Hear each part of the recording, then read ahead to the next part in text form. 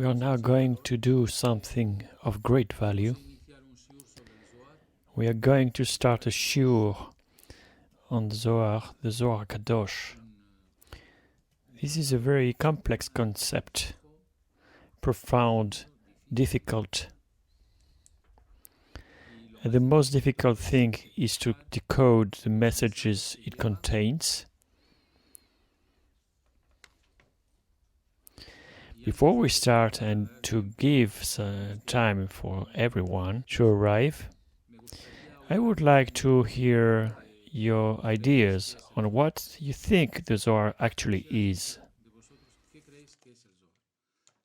To have an idea of what you heard, to know what you believe it to be,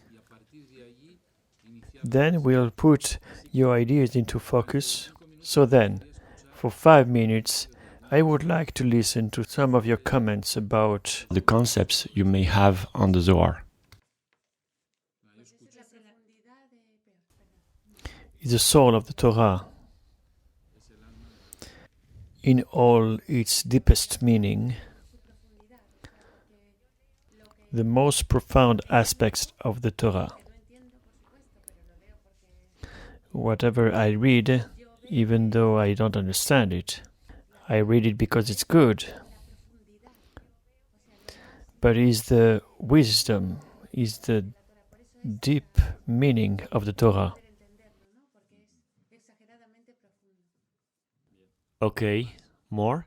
The Torah without veils, without clipots, and with what it's written in the Torah plus the oral tradition.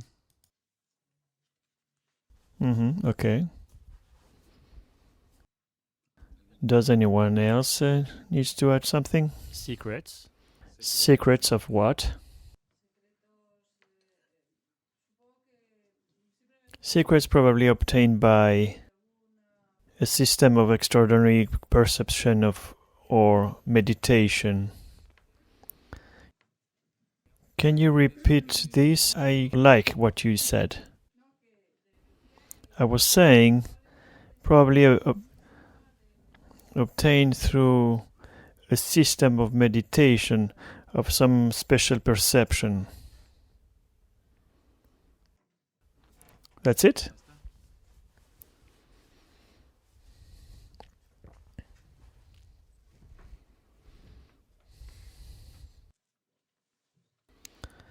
Okay, now I have some idea of what you think the Zohar is. Any more ideas? Good. So now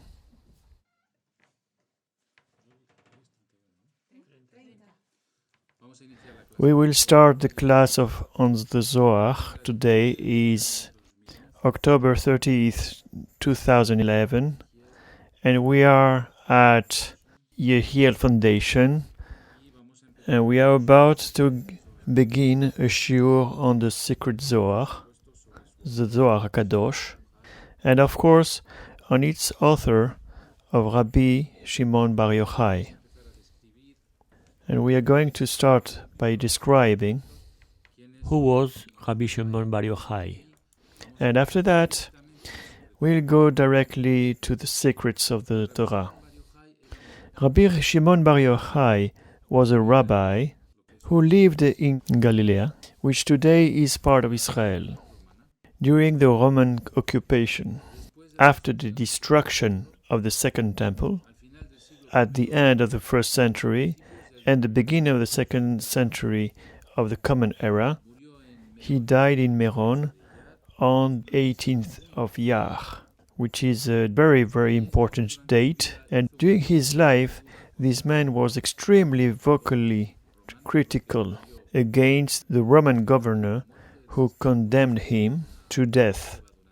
He escaped from the Romans and hid in a cave for 13 years with his son and his followers to escape this sentence. And during these 13 years, his wisdom evolved to an extraordinary level, and without him, the Zohar would never have been bequeathed to us. He was a student of Rabbi Akiva ben Yosef, And the secrets to which he refers did not originate in this world.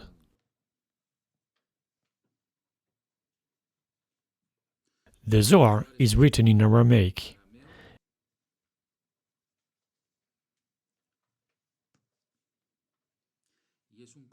And is a commentary, parasha by parasha, which means section by section, of the whole biblical text, the Chumash book.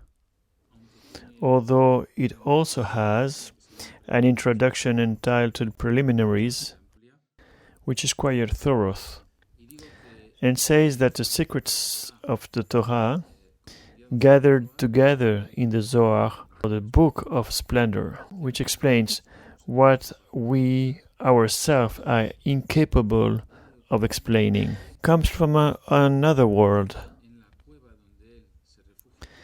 In the cave where he spent 13 years, he was visited by beings who were not humans, beings called angels, prophets, extraterrestrial beings from another dimension. There were three in particular. First, the angel Metatron, who is the chief of all the angels. He is an eminence in the spiritual world, within the structure of spiritual forces, who has no physical manifestation. Metatron is the uppermost. He appeared to Rabbi Shimon Bar Yochai to explain the secrets of the Torah. He explained the evolution of humanity from its beginnings to its end, and explained how the Mashiach is going to redeem the world. He explained all the Torah, and then, during the process of studying the Torah in these 13 years, he is visited by the prophet Eliyahu, Eliyahu, and he is also visited by Moses, Moshe Rabbeinu, who is referred to in the Zohar as Rayam Ne'emna, which means the faithful shepherd. Moses is called the faithful shepherd. And the texts of Rayam Ne'emna, of Moshe Rabbeinu Moses, are the most profound texts to be found in the Zohar. The Zohar is structured like a conversation between Rabbi Shimon Bar Yochai and his followers, who are 4 in number. One of these is Rabbi Eliezer, Rabbi Shimon Bar Yochai's son, Rabbi Yosef Chiya, Rabbi Yehuda, and Rabbi Yitzchak. And the Zohar is structured like a conversation, a debate on different subjects of the Torah, between the pupils and their master, between the master and Metatron, between the master and his students and Eliyahu Hanavi, between the master and his pupils and Moses. And here we have something totally metaphysical, because Metatron was Enosh, Hanoch, Eliyahu Hanavi is from another era, and Moses as well. And the Zohar talks of them as if there were people who were present physically with them, in their body, and who materialized to explain secrets which in this world we cannot possibly discover. The Torah is, as we know it, is the biblical text and consists of a series of stories. Some of them are terrible, some beautiful, but which all contain a hidden message within them, called the secret codes of the Torah. And these codes have been decoded by Rabbi Shimon Bar Yochai and his followers in the cave, like we mentioned before. In a way, we can consider the Torah like the body of a message, pedagogical message, and we can consider the Zohar like the soul of that body. So we have to go further than the body to understand what the Torah is. Just as when we want to get to know a person, his physical appearance can give us an idea, but when we speak to him and see what kind of personality and what qualities or shortcomings he has, then we see the soul of that person. And we get rather a different idea than that which his physical appearance gave us. It is the same with the Torah. In its tales and stories, we get an idea, but after, with the secrets of the Zohar, we get to its soul, and then begin to know God and His enormous depth. And there is a law that says that it is impossible to love God if you don't know Him. And it's not possible to know God, the same as it's not possible to know a person if you don't speak to him. And it is not possible to interact with God without knowing the secrets of the Torah. Just like nobody can have faith and with any great certainty or have love for his Creator if he doesn't know the secrets of the Zohar and doesn't know the divine essence, which underlines these texts. If we want to know God, we have to study the Zohar. I could say that I am a lover of God, but if my class is successful after we have immersed ourselves in the secrets of the Zohar, all of you will fall in love with the Creator. Otherwise, I will not have done my job correctly. This is the effect it had on me. Let's see if it happens to you.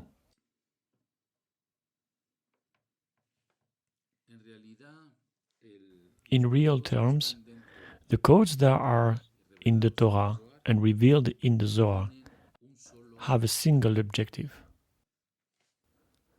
to induce happiness in whoever studies it. Total and absolute happiness.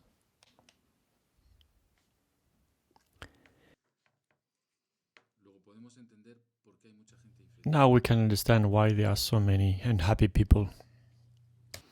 It is because they are not studying the Zohar. Because the Zohar will teach us how to control the events, will show us also how to connect with the spiritual world, will teach us how to open the doors to the world above. It will show us the essence of our Creator, and only the study of it will bring us enormous happiness. I want you to know something. In previous classes, we defined different levels of soul. How many levels of soul do we have? 5. What are they called?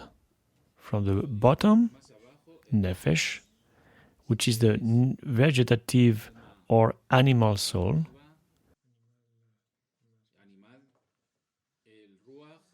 Ruach, which is the emotional soul. Neshama, which is the intellectual soul. Chaya, which is the spiritual soul.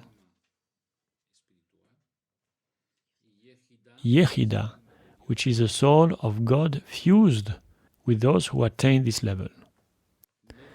Nefesh, Ruach, Neshama, Chaya, Yechida. Nefesh, Ruach, Neshama, Chaya, and Yechida. So we know that Moses have reached the level of Chaya. That means that he connected to the soul of God. He connected with the divine thought.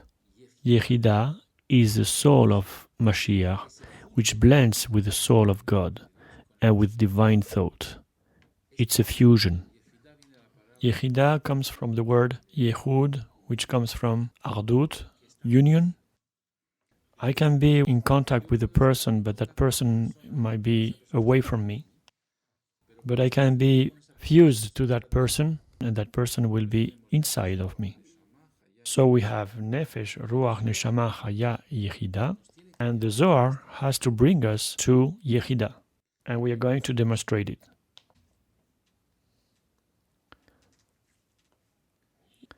You have seen that there are 5 levels, right? There is a Hebrew letter which has a numeric value of 5, which is the letter He. The letter He, here we can see it, its numeric value is 5. Okay? And in the word Zohar, there is the letter He, where we have said that there are 5 levels, the levels of the soul, right? So the word Zohar, that you can write it like this: Zayin, He, Resh. We can see that the letter He is in the middle, and the remaining letters are 2 letters that, if we join them, they form an Aramaic word, Raz, Resh and Zayin. And Resh and Zayin in Aramaic language means secret. Secret of what? Of the letter He. What is the letter He? The 5 levels of soul. So what is the Zohar? It's the secret of how the 5 levels of soul work in the human being. Nefesh, Ruach, Neshama, Chaya, and Yechida. It is the one that will stimulate the 5 levels of soul. That's what the Zohar is. And of course, who is capable of stimulating the 5 levels of soul? No one in this world. Because the soul is not something recognized in the scientific world. Neither it is accepted from the logical viewpoint, the logical point of view, nor by the 5 senses. The soul is an essence that eludes our rational perception. Therefore, we need to access another type of perception. And this is what the Zohar tries to do, to lead us to this new type of perception. So we have said that the Zohar is a commentary of the Torah, parasha by parasha. The first parasha is Bereshit, which is the beginning. The second is Noach, and the third, Lech Lecha. But before we go on to these parashiot, there are a series of preliminaries which are conversations between Rabbi Shimon Bar Yochai and his students, in which there are a variety of subjects of all types. And since I want to teach the Zohar from the first parchment scroll to the last page of the last parchment, I'm going to deal with the preliminaries as well. So today's class and the next 2 or 3 classes will be about the preliminaries. We aren't starting on the Torah commentaries yet. It is an open-ended topic about all the other topics. This is what the preliminaries are. It begins like this. Rabbi Iskia says,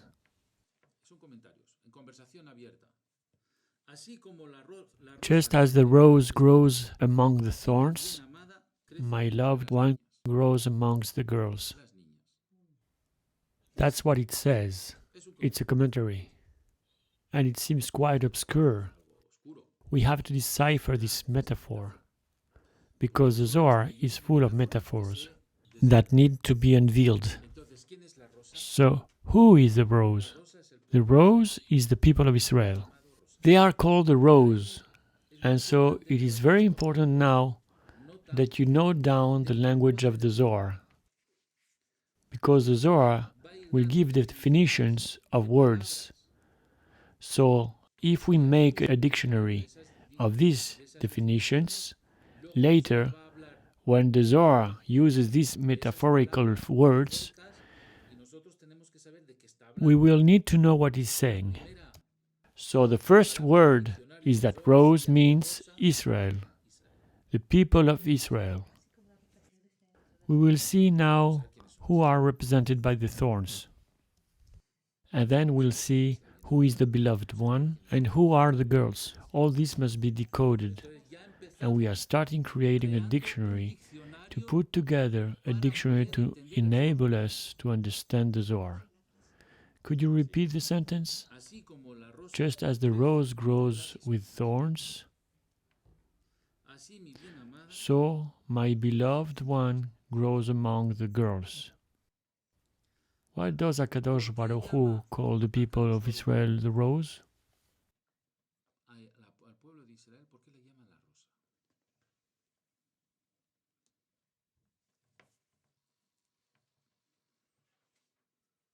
I would underline these words, which are going into our dictionary, because later on, in the same notebook, you will have 200 or 300 words, which will become your dictionary for understanding the Zohar.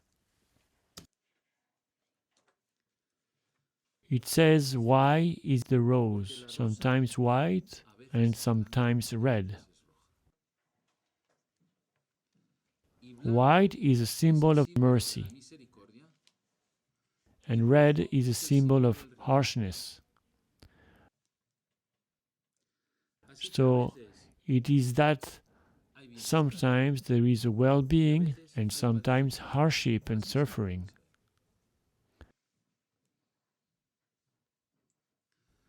It also says, which is very nice, that the rose of which it is talking has 13 petals.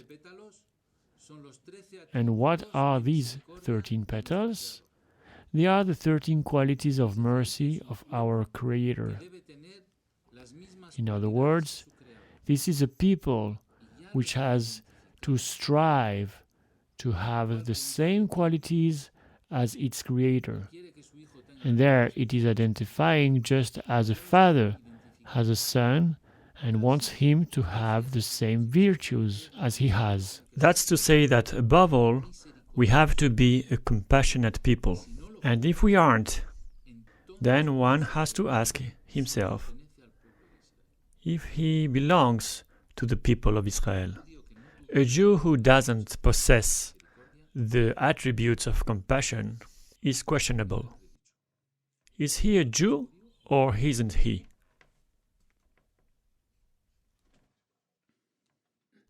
Who are the thorns? The thorns are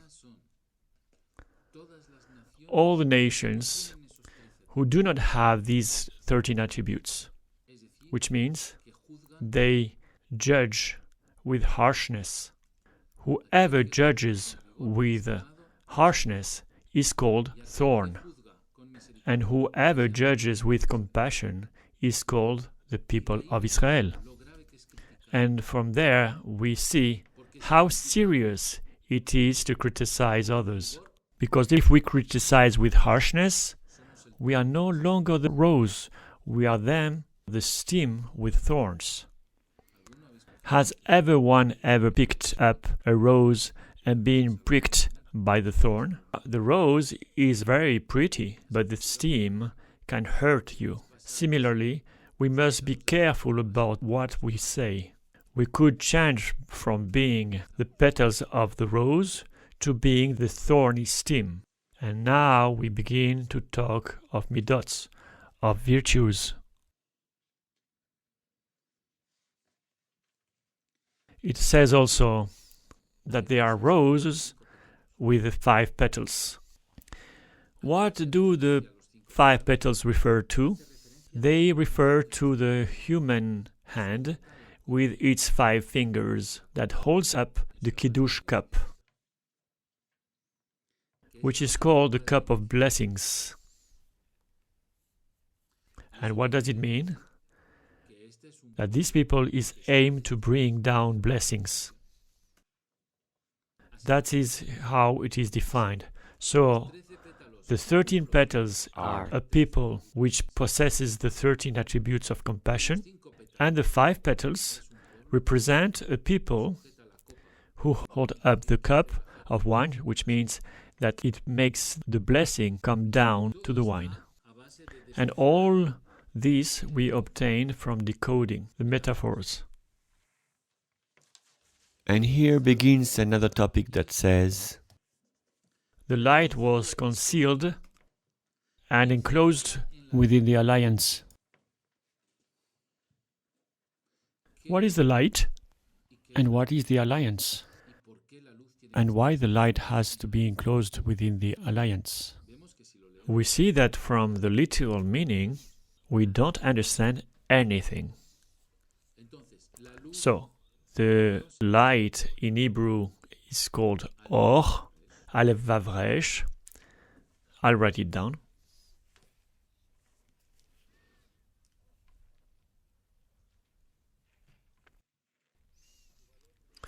Its numerical value is 207, or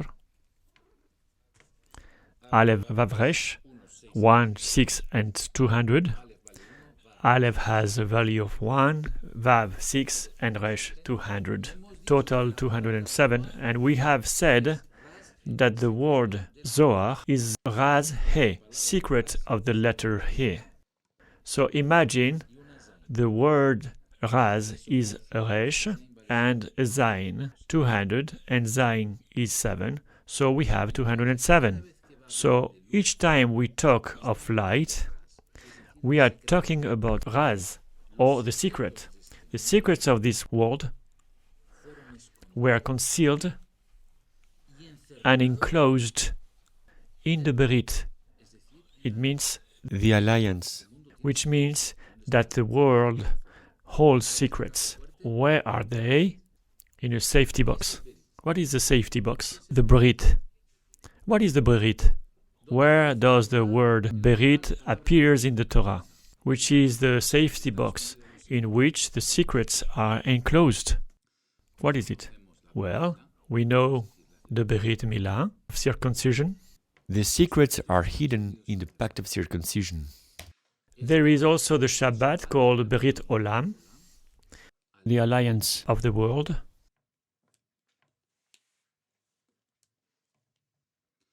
There are the Tefillim, which is also an alliance.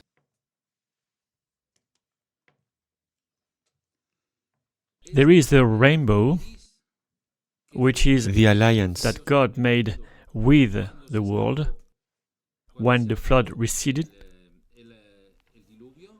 and Noah and all his family escaped. And God swore an oath and said, I'll swear an oath to the world that I will never again destroy the world or its inhabitants. And there is also the alliance of the heart, the Brit Lev, the alliance with human qualities. And now we'll reread the text. The light was concealed and enclosed within the Brit.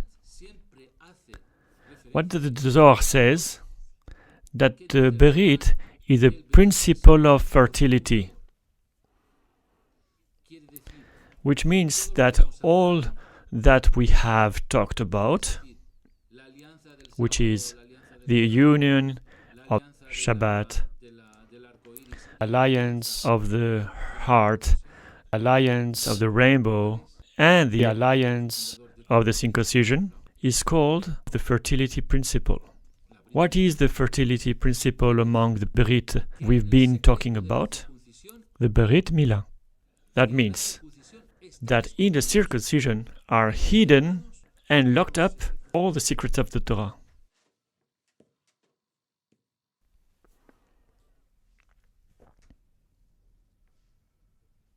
Because it is written that the Berit is a symbol of the principle of fertility which penetrates the rose and inseminates it. Oh wow. Such complicated terminology. So, what is the principle of fertility which penetrates the rose and inseminated it? Was the rose the people of Israel? And who inseminates the people of Israel? The Creator, yes. And when He is inseminating them, where is the secret? The day of the circumcision and how you handle the Brit. Which means that the secret of God are in the semen of Israel. And note how it tells it. The light was hidden and concealed in the Berit, the symbol of the principle of fertility which penetrates the rose and inseminated it. Now we decoded it.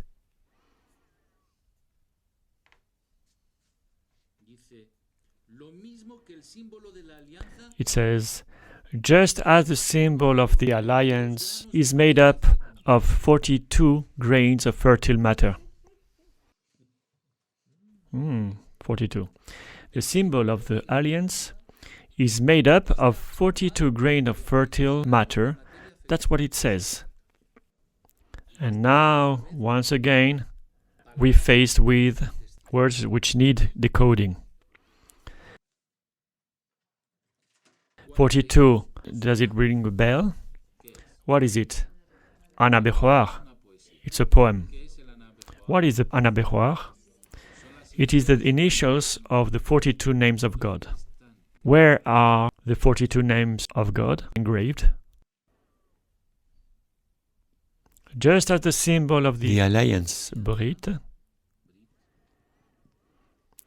is made up of 42 grains of fertile matter, the 42 names of God are engraved into the semen of the people of Israel. And these 42 names, see what the Zohar is telling us.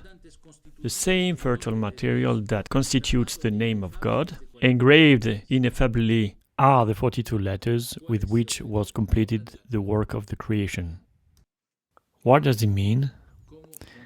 With what God created the world, all the worlds and the entire universe, and where these 42 names are engraved? I'll say it again. The same as the alliance sign is made up of 42 grains of fertile matter.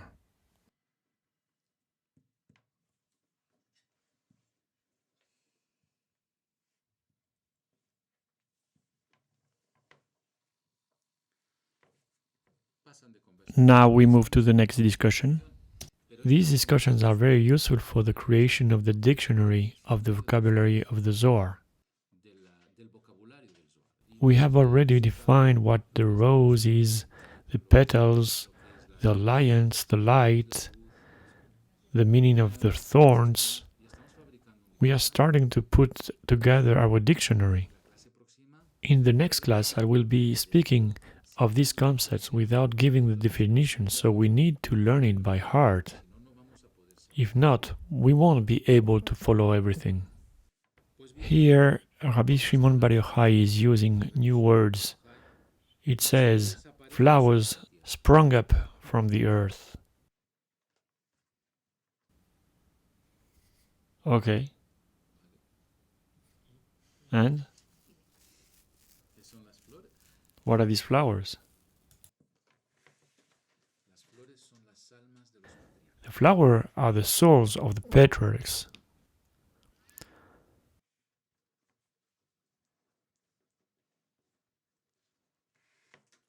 On the first day of the creation, God created the soul of Abraham. On the second day, He created the soul of Yitzhak. On the third day of the creation, God created the soul of Yaakov.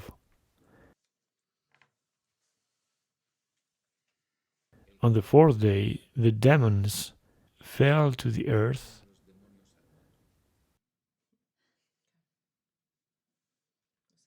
and coincided with the creation of the planets. On the fifth day of the creation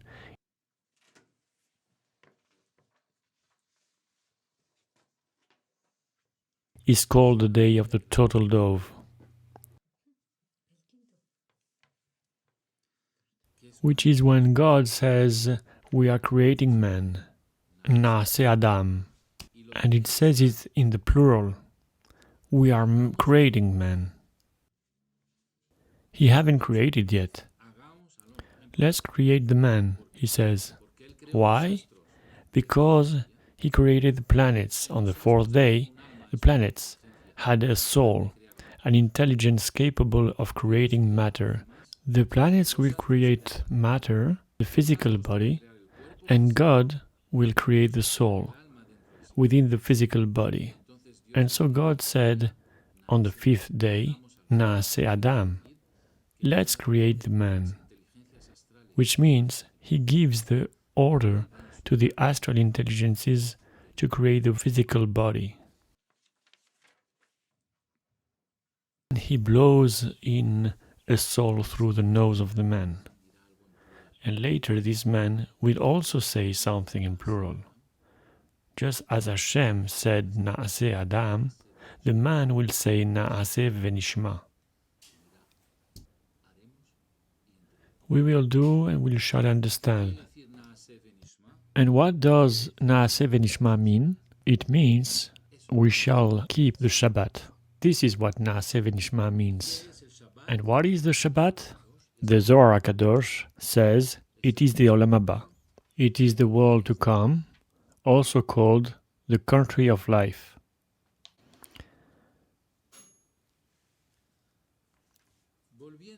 Going back now to the flowers, what are the flowers? They are the patriarchs. The Zohar HaKadosh says the souls of the patriarchs are hidden in the other world. What does it mean? They are not from here. From where are they from? Where do the souls of the patriarchs emigrate from? From another world. They come to inhabit in this world in the body of a true prophet. This world or this universe? This world. They are not from this dimension. They are not from this universe. They are not part of our plane of understanding. Not something you can see with a telescope. They are from another world, parallel to ours, but not possible to see. But what does it say about the flowers? It says, flowers appeared on the earth, which means he brought the souls from the other world to this world. The things Rabbi Shimon Bar Yochai says, if you don't keep this dictionary, you are going to get lost. So the souls of these patriarchs were concealed in the other world, from where they migrate and come to this world to inhabit the body of a true prophet. This is also what happened to Yosef HaTzadik, the patriarch Yosef. And Yosef was also a prophet. And the Zohar Kadosh says that the flowers found shelter in Yosef, which is to say that Yosef had within him the soul of Abraham, of Yitzhak, and from Yaakov. Not easy to comprehend, 3 souls together in one physical body. And this teaches us a lot about the transmigration of souls. 3 huge souls can enter one body. This is what happened to Yosef. It says, and this is what happened to Yosef. The patriarchs came to inhabit his body when he arrived in the Holy Land.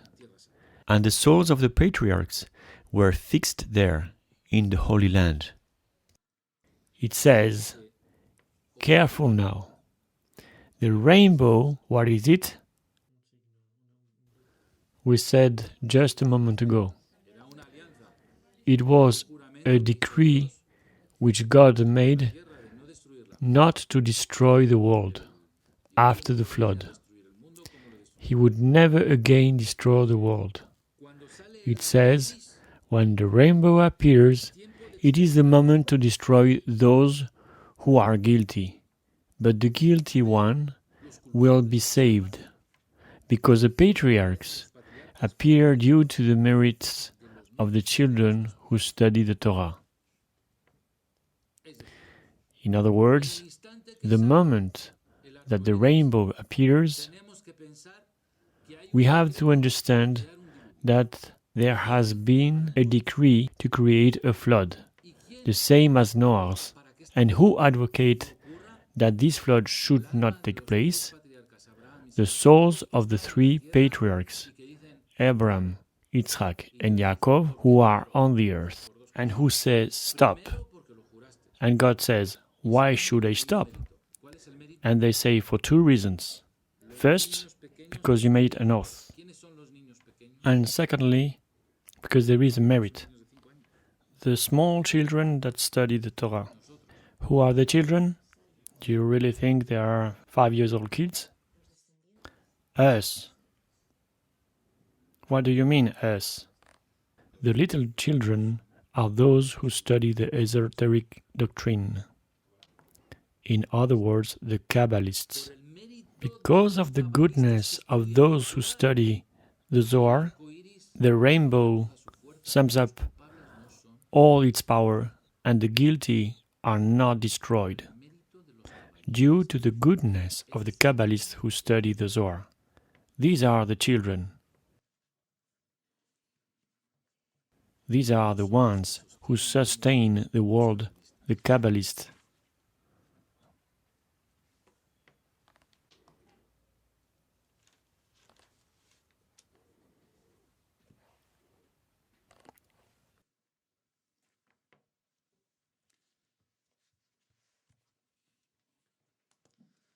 Then the Zohar, in his Preliminaries, goes to another conversation and says, the word me, mem yud.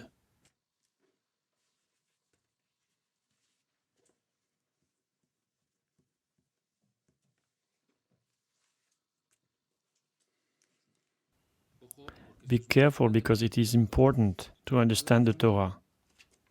The word me, mem yud, signifies the secret of the world above.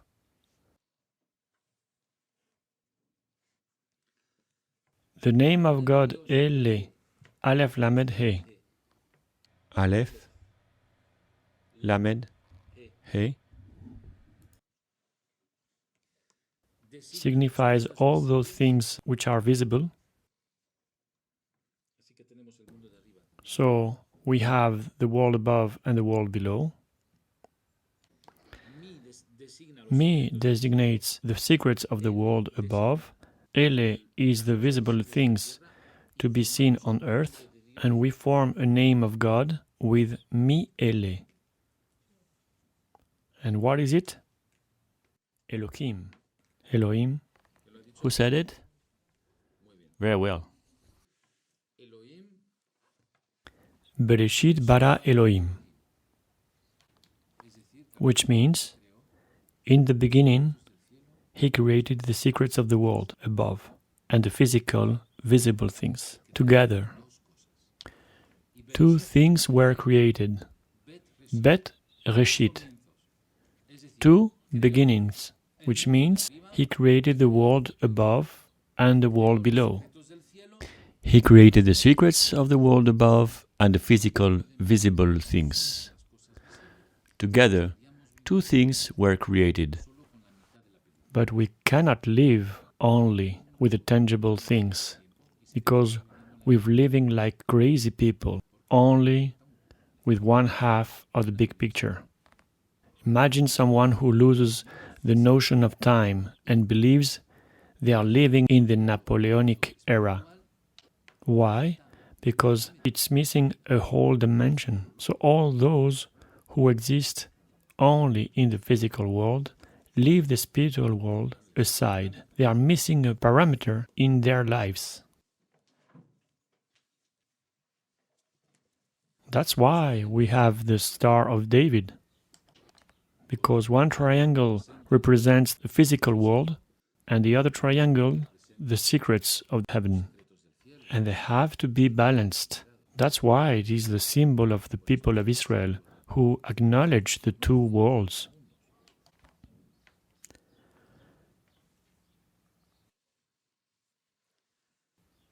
And there is another word which is ma, memhe, which stands for the secrets of the earth, because the earth also has its secrets.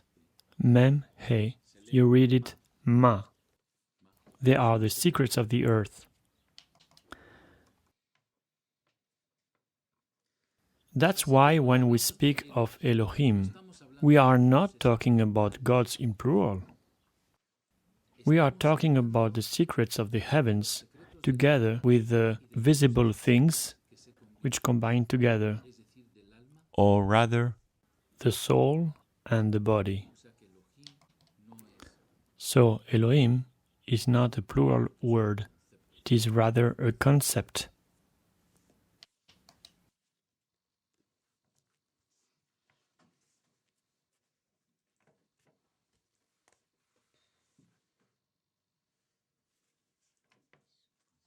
Rabbi Shimon Bar Yochai had a nickname. In the Zohar, they had a name for him. They call him the sacred lamp.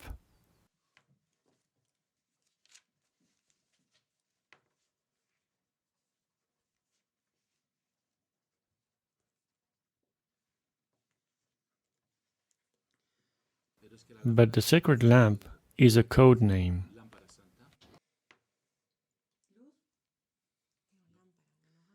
According to the Zohar, the sacred lamp means the most profound mystery of divine thoughts.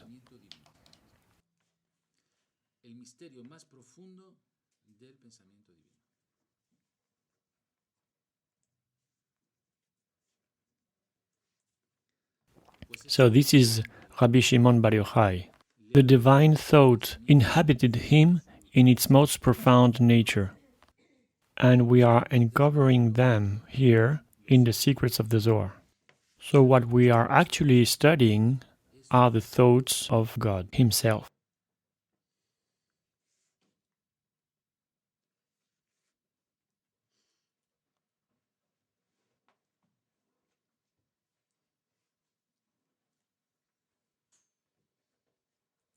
And Eliyahu Navi is the one who reveals the secrets of the Holy One to Rabbi Eliezer, Rabbi Shimon Bar Yochai's son.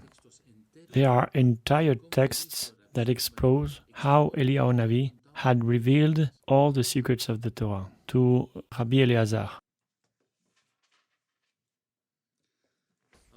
Now, when we read the first sentence of the Torah, Bereshit bara Elohim,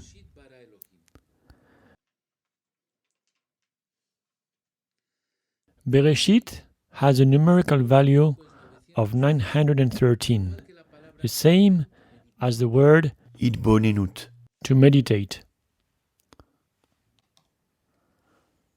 What does this mean? Bereshit means here meditation, or by meditation. Bara in Hebrew means He created. Elohim, what did He create?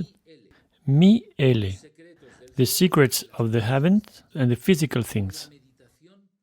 So by meditating, we can access the secrets of the heavens and create physical matter.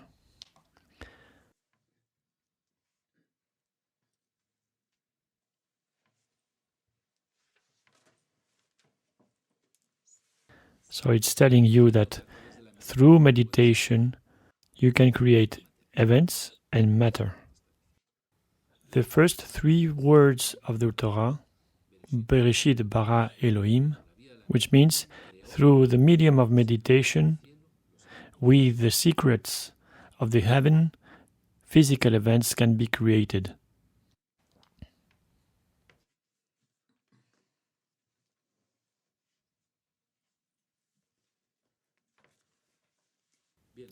Well, we will have a break now, and we will do some meditations. And then we will continue with, I think, at least another 5 or 6 classes, maybe even more, to complete the preliminaries. But I don't want to pressure you, because there is a lot of vocabulary. So we have to go on setting up a dictionary. And I will say the following. If you want to get a bit more used to the vocabulary, from the notes you are taking, we could have a notebook specifically for vocabulary, because one thing is the concepts, the other is the vocabulary. So that when we continue, we will have the vocabulary of the Zohar. And then you will be able to decode what Rabbi Shimon Bar Yochai is saying. So as you know, we are in the month of Cheshvan, which is the month of Scorpio. The ruling planet is Mars. It's a month that brings conflicts, but the Hebrew letters that reflect this sign of Scorpio with the planet Mars are letters that bring mercy to the world. Therefore, if we meditate them in this difficult month, we can be protected by these letters. The letter that represents the planet Mars is the letter Dalet. And the letter that symbolizes the sign of Scorpio is the letter Nun. Let's bring these 2 letters to the world to soften the harshness of this month. So we shall meditate on these 2 combined letters, Dalet and Nun, to soften this month for ourselves and for everyone else. So we put our feet parallel, hands open, upward on the knees. We breathe 3 times deeply.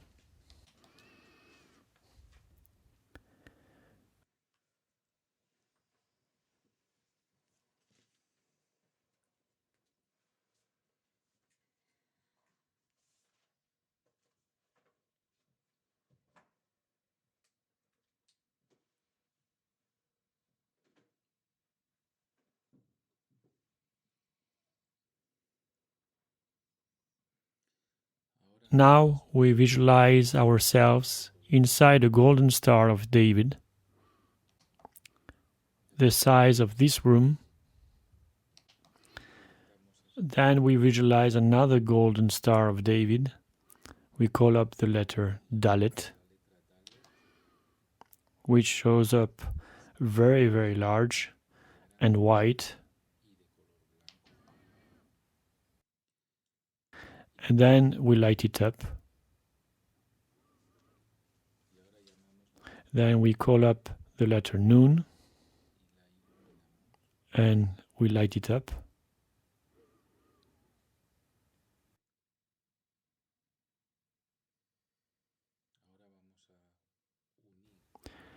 Now we unify flames of the letter Dalet with the flame of the letter Nun in one single flame, which rises through the upper point of the Star of David, which acts as a screen before us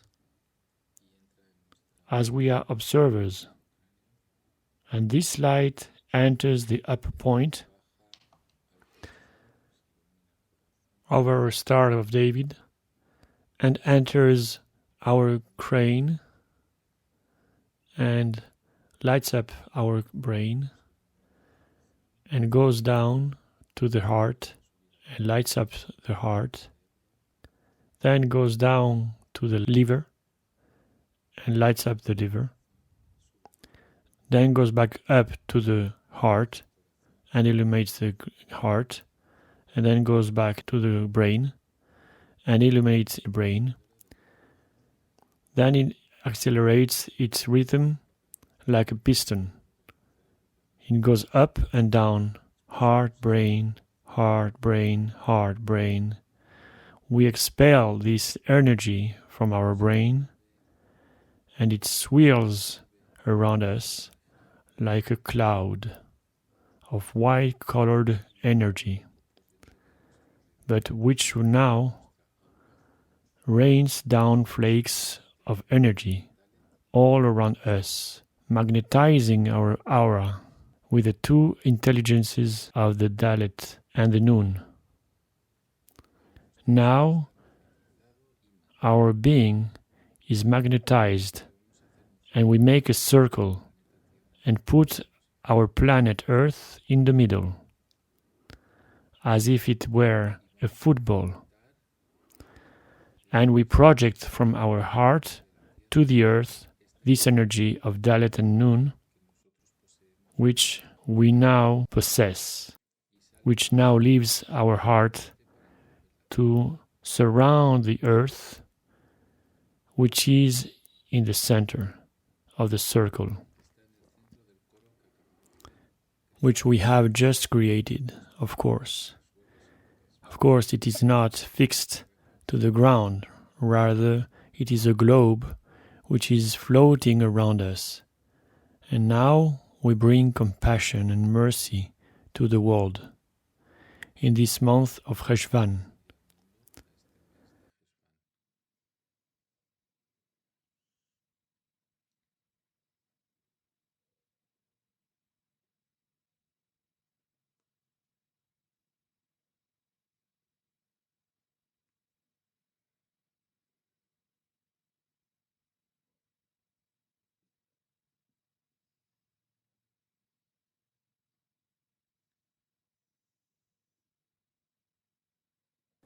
And as we have seen in the class of the Zohar, that the three patriarchs, Abraham, Isaac, and Yaakov, are those that block harmful decrees.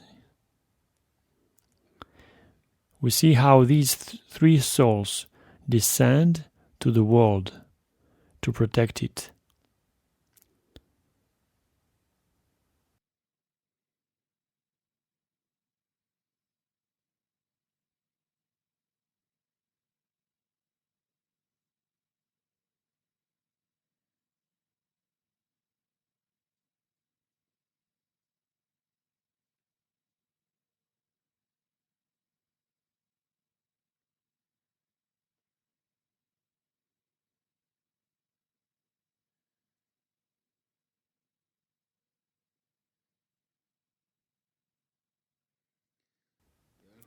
We breathe deeply 3 times to bring us back and return to our physical body. Now breathe out and breathe in and out deeply 3 times. Another time. And now we open our eyes.